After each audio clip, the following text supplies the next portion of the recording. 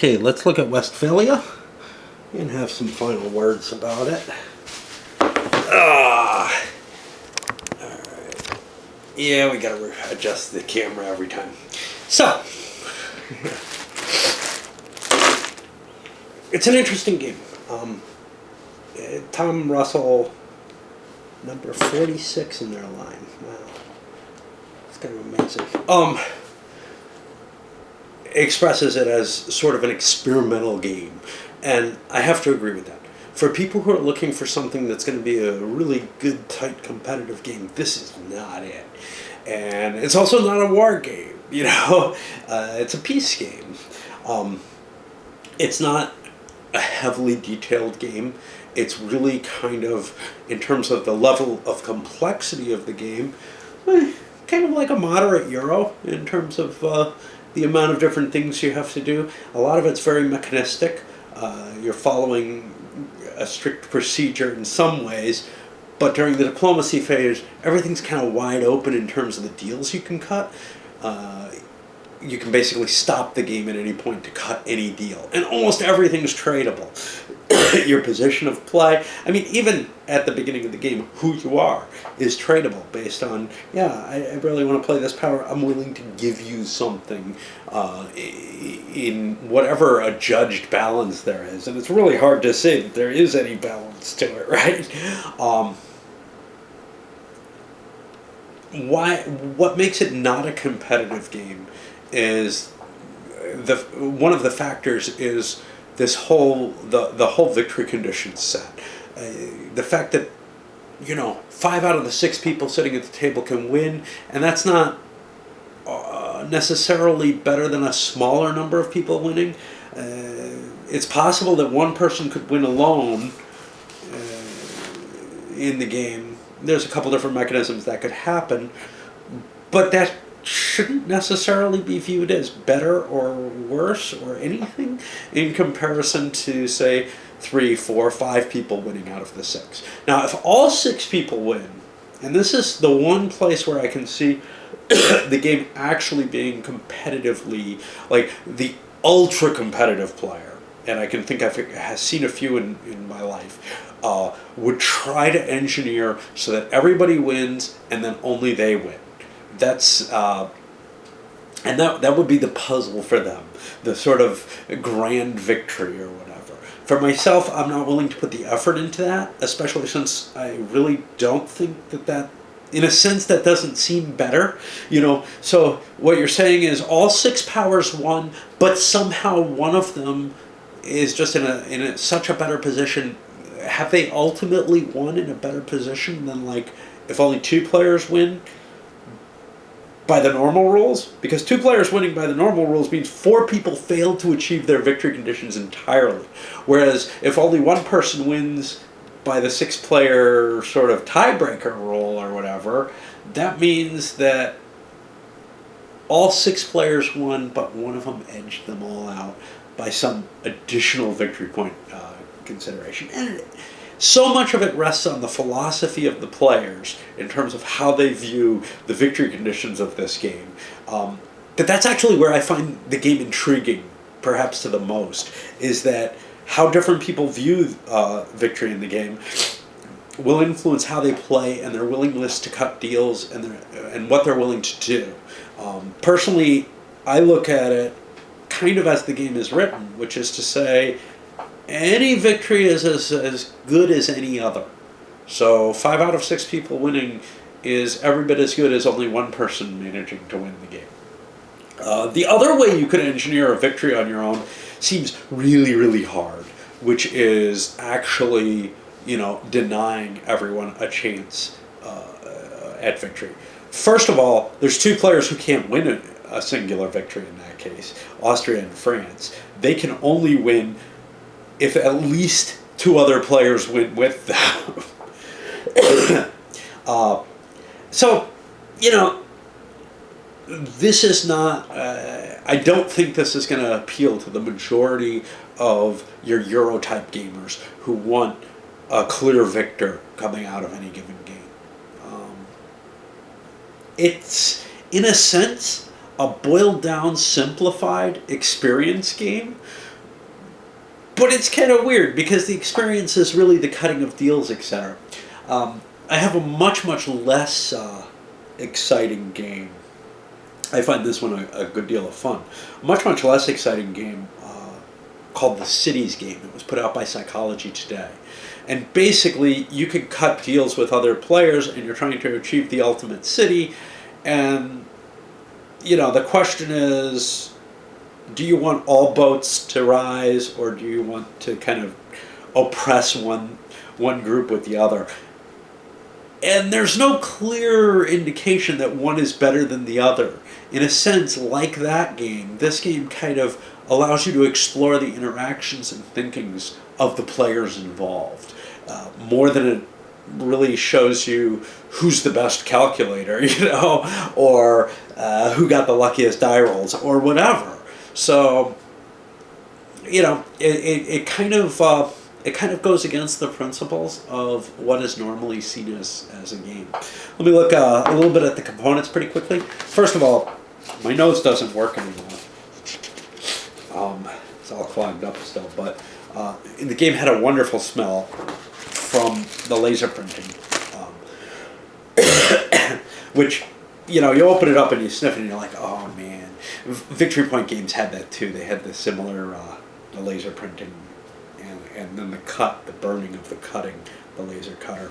But beyond that, I find the map attractive and functional and not too big. It has most of the game really here. Between this and a couple little cheat sheets on some of the cards, you pretty much don't need to open up the rules, but I like to, just because I want to make sure that I remember everything correctly. The military structure of the game, I felt like I had to look that up more often than not, because, especially at the beginning, because even though I had played it before, because military actions don't happen all that much, so they're easily forgotten, whereas the rest of it is very procedural. The military operations, you can kind of go on for a while without doing anything, and then what the die rolls represent, and all the impacts from them. So, like, they can affect the tolerance chart and stuff like that. You have to kind of remember all those little bits, and it's hard to do so because in some cases the military's not very good. Good poker playing cards, it's so amazing the cards that the game companies can put out now so easily. This is probably the biggest advance in gaming. If you recall, the old Avalon Hill or SPI cards. The Avalon Hill cards were basically these, I don't know, they're like the Stratomatic cards, which were also Avalon Hill, but just you had this sheet and you had to fold it and tear the cards out and everything. And then the SPI ones had a little different. They were flimsier, but they kind of came in a little better pop frame and everything. And now these are just regular poker cards. It's so amazing. Every time I see this, I'm astounded. It's one thing for the big companies to do it, but it's really not that hard even for the smaller companies to put out.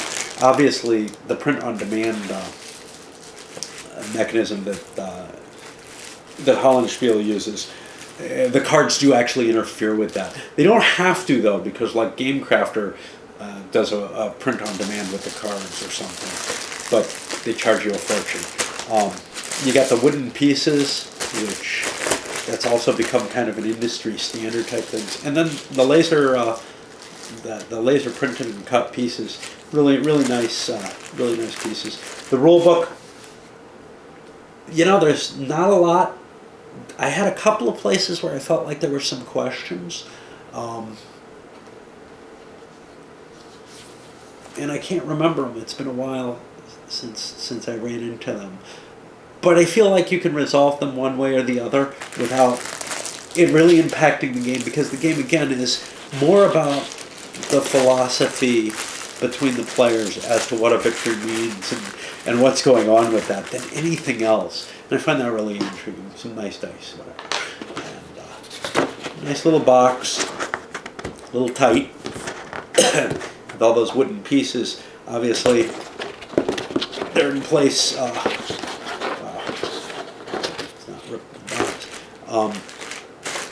They're a little tighter because of the bag, probably, but also the fold out and everything.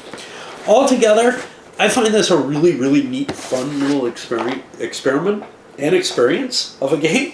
I don't know how much,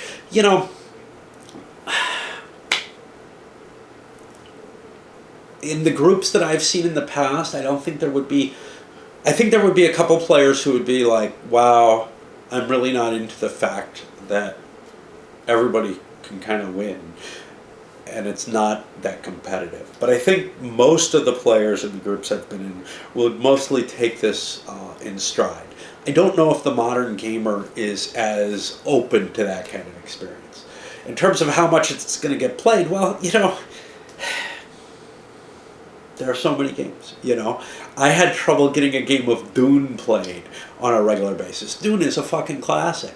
I don't think this would be that much harder to get, on the table. It's a shorter game, it's a little quicker, and it's got a lot of the same sort of flavor in terms of, oh gee, I can sort of gang up with somebody and screw somebody over or help somebody win or whatever. It's got a lot of that flavor, which seems kind of antithetical to what a lot of people want in a very competitive design. But on the other hand, and there's some luck factor in it as well, but not much. There's a lower cost to playing this, and I think, I think there would be more of a chance of people kind of being willing to cut a deal to play a 2-hour game of this, or a 3-hour game of this, whatever it works out to be, rather than, what might be a 6 to 8 hour game of Dune. Even though one is definitely a much more competitive design with clearer victory conditions. This one, the victory conditions are clear about how you want to interpret them. I mean, I have to say, though, in Dune, you have to interpret your victory conditions, too. If you're playing by the base rules, you could have an alliance of 5 players against one, and all 5 win. Is that better than an alliance of 3 players winning, or 2 players, or what? I don't know. Again, it's up to the players. So, it's got some similarities in that. Anyway, I definitely got a kick out of it. I really kind of enjoy games that push the boundaries of what a game is, and I feel like this does so in some ways. And certainly, it's a kickback against some of that very pro forma. Well, everybody sits down, they fold out the table, and they move their victory point markers around the track, and at the end, somebody's got the most victory points. This is not that. It is not that at all. It's almost like a chaos that coagulates into, gee, that's interesting, 5 of us won. Or, oh, that's interesting, 6 of us won, so only 1 wins, or whatever. Kind of reminds me of Churchill in that sense, where things can go in very different ways, and people can try to engineer and work that, or they can just go along for the ride. And I'd prefer to go along for the ride, to tell you the truth. Doing my best to try to get the goals that I want, and just see what happens. When you get those conflicting philosophies, a lot of times there's a problem in games.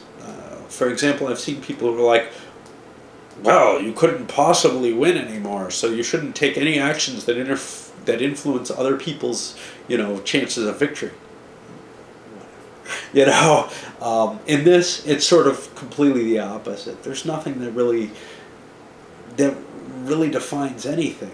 It's just there's such a chaos there in terms of that amorphous blob of what the victory conditions represent, what you can try to construe them as, that I don't think you can make any arguments one way or another that people should or shouldn't do anything. I can see somebody playing to lose this, and that being just fine. Although obviously that would be kind of violating the idea, because you are trying to make your nation better in some way. I don't know. But it's very hard to align those victory conditions to what actually happens. You have specific things you want, but what does it mean if everybody reaches their victory conditions and maybe you come in sixth in the ordering of the actual victory points, did you do worse than, I don't know, than maybe if you were not winning the game in a different, where it wasn't really ordered? I don't know. None of that really makes sense. So yeah, it's just such a chaotic situation. I can see a lot of people being very turned off by it, but on the other hand, for me, it was a real kick to play something like this, and I think I would love to play it with an actual group. One problem with it that's definitely there is it absolutely needs 6 players or one psychotic person with many personalities that they can draw on. Yeah, I mean, when you're stuck to a certain exact number of players, it definitely makes it harder to find a group, for a game. Because not only do you have to convince everybody to play this, but it's also, yeah, we have exactly 6 people. Nobody's, if 5 out of 6 people want to play it, and the 6th person's like, I think I'll pass on that. It sounds kind of quirky to me. So you got something pretty quirky, and it only holds 6 players. I think it's going to be really hard to find a group for it. It's probably most likely at a con or something like that, where you've got people willing to experiment and give something a crack that maybe they wouldn't with a normal gaming group, where they're usually like where there's not such a pool of people that you can find that 6th person. And if you've got a normal gaming group of 6 people, probably at least 1 or 2 people are going to be like, I don't want to touch that. That's too weird. So yeah. Anyway, I don't know how much value my babbling here is. I think probably I gave more in my rap than here. I just find it an intriguing game with just a really weird take on the victory conditions that I haven't puzzled out yet. But it's light enough that it's not really that painful to come down to the end. You're not doing a lot of calculations for the most part. At least I'm not. It's possible to. If you want to engineer a victory all by yourself, you probably have to. Anyway, up it goes.